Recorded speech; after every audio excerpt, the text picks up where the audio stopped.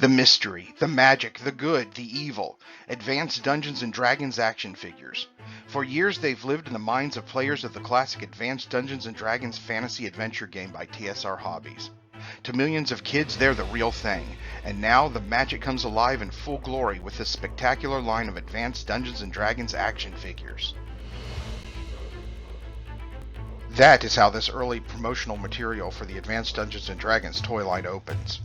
The AD&D toy line was produced by LJN in 1983 and was accompanied by an imaginative full product line. It wasn't very successful at the time, but many now look back on it with fond nostalgia. This promotional pamphlet describes the product line as one of the broadest and best executed line introductions in history, including action figures, mounts, monsters, dragons, and a dungeon playset, all reproduced in the same scale for total fantasy adventure. The promotional material goes on to say that these spellbinding action figures come alive right off the pages of the AD&D game and its mystical world. The basic action figures were produced on a 4-inch scale, but the line also included several 6-inch giant characters, large articulated monsters, and toy mounts. Not all of the toys had been produced at the time this material was printed, and some would never go into production, but the full product line actually included several tie-in toy lines, including an entire supplemental line of in-scale PVC and bendy monsters, smaller PVC figures, stickers, books, color forms, big wheel tricycles, and much, much more.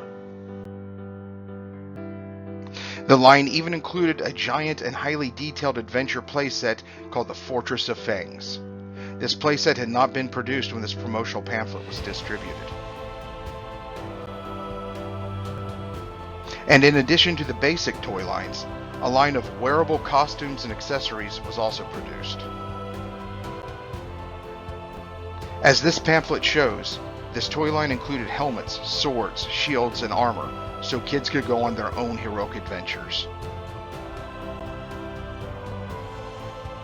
The core action figures of the toy line were offered on blister cards with great fantasy full-color artwork on both the front and back of the cardboard card. Like most action toys of the 1980s, the toy line included both good and evil characters. The good characters of the toy line included this heroic knight called Strongheart. Strongheart came in two variations, one with shining silver armor and the other with a more flat steel look to the armor. And Strongheart's heroic companions included the elf figure called Perole, or Melf according to some packages. It also included the dwarf fighter called Elkhorn.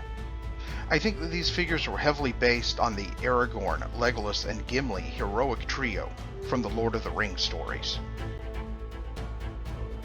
And speaking of Lord of the Rings, the toy line included the not quite Gandalf character called Ringlrun. To help round out the line of heroes, a girl mystical warrior named Mercian was also included. This toy line also included several larger figure characters. The most popular of these was the compulsory 1980s barbarian hero, in this case named Northlord. A second large heroic figure was also offered, who was simply called the Young Male Titan. I guess it was up to you to name him. I'm going to call him Biggin. In addition to the good characters, several evil ne'er-do-wells were offered to give the heroes a challenge to overcome. Probably the most popular among these, and maybe the most popular toy in the whole line, is the evil warrior named Warduke. This character's chaotic piecemeal armor and helmet that revealed only two glowing red eyes was a perfect example of the early 80s fantasy art aesthetic. Warduke was aided by the evil Goblin Man assassin called Zarek, who sported a poison dagger. And the evil characters even included a not quite Saruman character called Kellic for Ringlrun to fight, and to never receive satisfactory narrative conclusion in his own story arc. And one large-scale Ogre King action figure was also offered to round out the evil characters in the line. What are you doing in my swamp? 3 large-sized toy vehicle-style mounts were also produced to supplement the action figure line. This included a dragon for the knight to ride. And if he wanted to leave the dragon in the garage, the knight could decide to take his own armored warhorse out. And the evil fighter got his own supernatural nightmare steed, complete with bones and batwing theme armor. He was always ready for Halloween. In addition to the good and evil characters and their mounts, 2 large poseable monster figures were also offered. The first was the Dragon, a large dragon-like beast with copper scales. The other was a large vulture-like monster called the Hook Horror, with hooked claws for hands. He lived up to his name. And, like many 80s toys, the toy line was rounded out with a large-scale plastic playset. Called the Fortress of Fangs, this playset was a full-scale dungeon adventure setting for the AD&D action figures. The playset included tons of great play features, such as a trap door, a wall of crushing spikes, a dropping axe, an extendable ladder, a monster throne, and a river of fire. This was easily one of the greatest toy playsets of all time. But there was still so much more. One of the things that made this product line so great was a secondary but official toy line that included supplementary in-scale classic Dungeons & Dragons game creatures to populate the toy dungeon and inspire more adventures. The supplementary toy line was produced by TSR at the same time and was directly connected to the primary LJN toy line by references to each on each other's packaging and materials. This toy line was broken into 3 classes: the large solid rubber monsters, the large bendable rubber monsters, and the in-scale PVC figures. We will start with the large PVC solid rubber monsters. This is the Terrible Troll, a standard D&D monster who came packaged with a small PVC goblin with a spear. None of these monsters had articulation, but that didn't stop kids with imagination. The line included many mythological beasts, including the odious ogre. The ogre was a large human-like monster featured in folklore that was made popular by the much later Shrek film series. What are you doing in my swamp?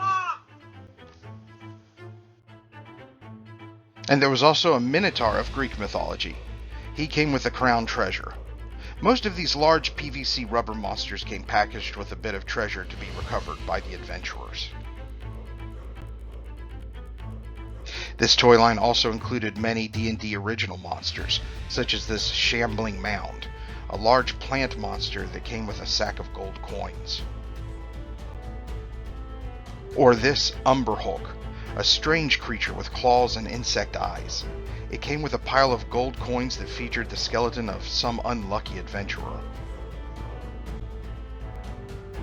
And finally, the Fire Elemental, a creature made of fire. It came with a crystal ball for, I guess, something full of a toque to sneak away with and look into. Next we move into the bendy monsters. They were made of rubber molded around a bendable wire frame. This was the Carrion Crawler, a giant centipede-like creature. And this was the Deadly Grail, an octopus-like monster that looks like he could have lurked in still ponds outside of dwarven mines. And it looks like he obviously did a lot of thinking.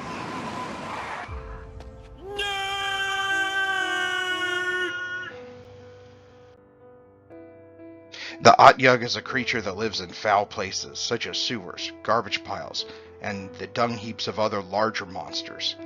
The eye stalks were used as a periscope to spot potential prey, and I think these things might have found their way into the garbage compactors of Imperial space stations. And this creature was the Raging Roper, a strange beast with one eye and flailing tentacles that looks like he could have come from a 1950s sci-fi film. And this is the Hydra, a giant multi-headed reptile from Greek mythology. And the last bendable monster is the Chimera. The Chimera is a strange beast from folklore that has the body and head of a lion, along with a goat head and a reptilian head. It also had large bat-like wings. And that brings us to the PVC monster figures. These figures are created of one solid piece of rubber and have no articulation, but are created on the same basic 4-inch scale as the LJN action figures. Depicted here as a staple of the sword and sorcery genre, the undead skeletal warrior. And here are two more creepy undead enemies, the ghost-like specter and the lich, which is a powerful type of undead wizard. And this creature is the lizard man, referred to as the troglodyte. He came with a small goblin warrior like the troll that was shown earlier. The Orcs of the Broken Bone. Introduced in Lord of the Rings, orc has become a staple term when referring to evil goblin-like warriors popular in sword and sorcery films, books, and games throughout the years. For the whore. And this Wookiee-like warrior is called a bugbear. It also came with a small PVC goblin warrior. As you can see from the box art, the creature pictured sometimes looked quite a bit different than the product we received. The bullywugs pictured here are small frog-like people that were common in the early days of the Dungeons & Dragons game. More than just monsters was offered in the in-scale PVC figure line. You could also get good warriors to help in your struggle against evil, such as these well-armed and armored heroic men-at-arms. Or you could get soldiers to help defend your castle, such as these steadfast men-at-arms. But more than likely they would have acted as fodder or red shirts when the good guys fought against one of those large monsters pictured before. Or you might have been the type that had to hire your muscle or potential monster casualties. Luckily, they offered these mercenary figures to pad out your ranks. And what fantasy army would be complete without dwarves and elves to help fight the terrible dungeon creatures? These dwarves look like the hard-drinking and hard-fighting types that you need. And they call it a mine. A mine! And these elves can provide some missile support from the forest trees. Well, it looks like that this is what Santa's helpers were up to during the off months. Bye, buddy. Hope you find your dad. The product line also had a full complement of small 2-inch PVC figures based on the main characters of the 4-inch action figure line. And several books and other media were created to support the line with stories about the main characters and their adventures. The Dungeons & Dragons product line offered all of this and so much more, as well as a robust and nearly as cool knockoff toy industry offering products designed to be played with the AD&D toys. A good example of this are the products created by Imperial Toys under the Dragons and Daggers moniker. This is just a small sample of the knockoff toys available at the time. Even with all of this going for it, the Advanced Dungeons & Dragons toy and product line faltered and ultimately failed. A small second wave of figures was released in 1984, but it never found a footing. I think there are many reasons for this, including a relatively popular Dungeons & Dragons Saturday morning cartoon that featured different characters from the characters offered in the main toy line. This confused kids who were used to tuning in on Saturday mornings to see their favorite characters in heroic adventures.